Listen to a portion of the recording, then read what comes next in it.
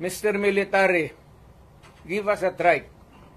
The right of information that is true and correct, the right of redress of grievance, and the right to protect us. To be short of challenging Browner na. To be short of challenging Browner na. Wala akong tina-challenge. I don't have to challenge to anybody.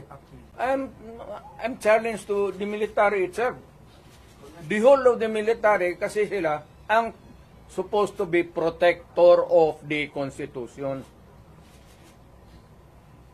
Now tell me, kung protector sila ng Constitution, are they willing to still protect the president who is a drug addict for another 4 years?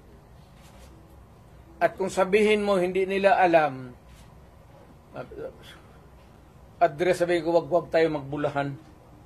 Alam ninyo yan noon, alam ninyo ngayon yan.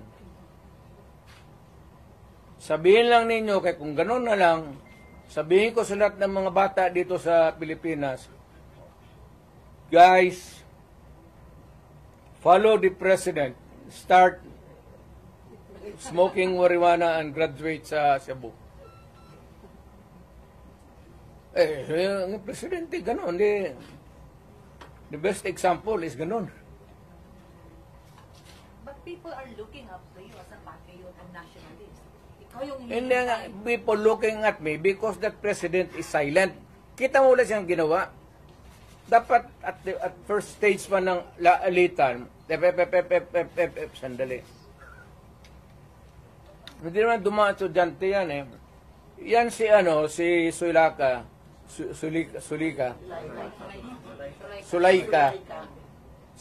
anak ni Joe Lopez yan. Sigma Rowan. So marami yan siyang dyan. But people are saying, pag mo si Tatay Digong, alsaming tanan. So how do you react to all this? Ayaw ko kasi presidente ako. Once upon a time, I was president.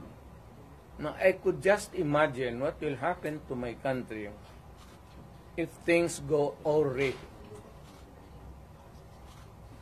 Ganyan na. So, hindi manggaling sa akin. It's been sorry. Kung ang tao na mayor ang pupunta at mag-alsa. So, I will take my cue from the military. Kung sabihan nila na, they will take this step, I will support it. Sige, Mayor, samahan mo kami, magpunta tayo doon sa, tignan nating records. We will ask. Tapos ganun. I will follow.